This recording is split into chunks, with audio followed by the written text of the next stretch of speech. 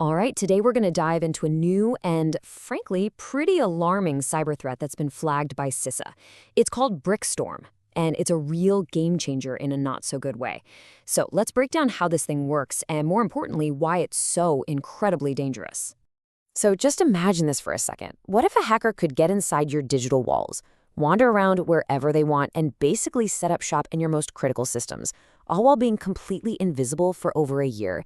That's not some sci-fi movie plot. That's exactly what this threat is built to do. We're calling this first part a state-sponsored ghost for a good reason. BRICKSTORM operates with a level of stealth that's genuinely spooky, and it's aimed right at the heart of our digital world, our critical infrastructure. So what is this thing exactly? Well, according to CISA, BRICKSTORM is a sophisticated backdoor malware. Its whole purpose is to create long-term hidden access. It's been linked to Chinese state-sponsored groups, and its favorite playground is virtualized environments. You know, the backbone of most modern IT.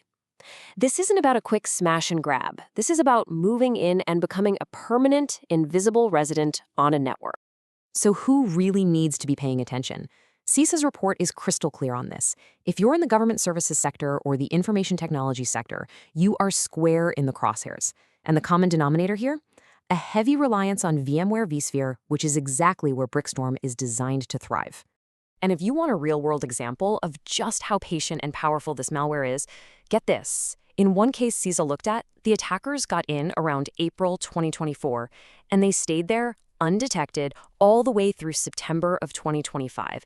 That is over a year inside a network, grabbing the keys to the kingdom, like domain controllers and critical crypto keys. Okay, so that naturally leads to the next big question. How in the world do they pull this off? Let's trace the path of a BRICKSTORM attack and see how it gets in, and maybe more importantly, how it moves around once it's inside. The attack path is actually pretty methodical. First, they find a crack, usually a public-facing web server, and that's their way in. From there, it's all about hunting for credentials, getting their hands on service accounts so they can get more power.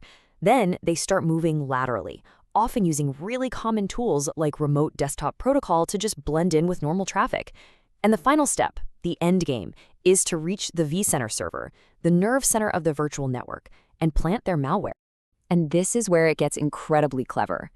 CISA points out that the malware hides its traffic inside what looks like completely normal encrypted web communications. It's kind of like hiding a spy in plain sight by having them walk around in a mail carrier's uniform. Nobody would look twice. The technical trick that makes this possible is called DNS-over-HTTPS, or DOH.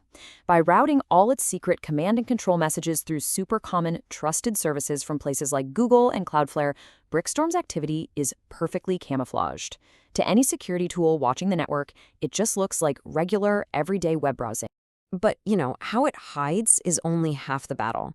The truly game-changing and, frankly, terrifying feature of BRICKSTORM is how it just refuses to be kicked out. So, let's play this out. Your security team, against all odds, actually detects this thing. They do everything by the book. They find the malicious files, they delete them, they kill the process, they wipe their browse and think, okay, we got it, threat neutralized. But it's not. Just moments later, it's back.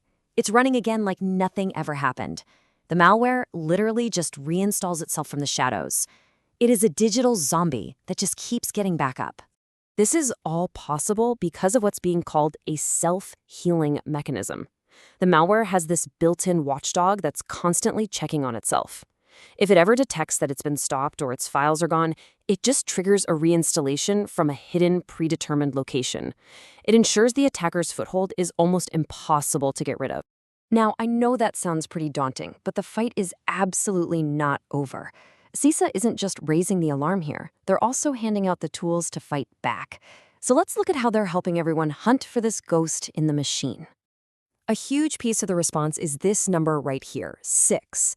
CISA has developed and pushed out 6 unique YARA rules. These are basically custom-built signatures designed to do one thing and one thing only: detect BRICKSTORM in all its different forms. So you might be asking, what in the world is a YARA rule? The easiest way to think of it is like a digital fingerprint, or maybe a wanted poster.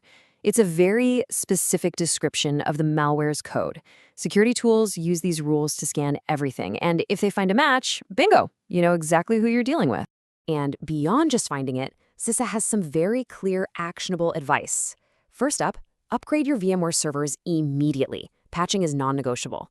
Second, use network segmentation. That means building internal walls so that even if an attacker gets in one area, they can't just stroll over to another. Third, block any DOH providers your company doesn't actually need. Close that camouflage loophole. And finally, if you find something, report it to CISA. It helps everyone. So, what's the big takeaway from all this? BRICKSTORM is way more than just another piece of malware. It really signals an evolution in cyber threats. We're now dealing with attackers who build for extreme stealth and incredible persistence, creating malware that's literally designed to outlast our standard playbook for getting rid of it. And that leaves us with a really critical question, doesn't it? As the malware we're facing gets smarter, more persistent, and can even heal itself, how do we have to evolve our defenses to keep up? Because just cleaning up after an attack isn't going to cut it anymore when you're fighting a ghost that just won't stay dead.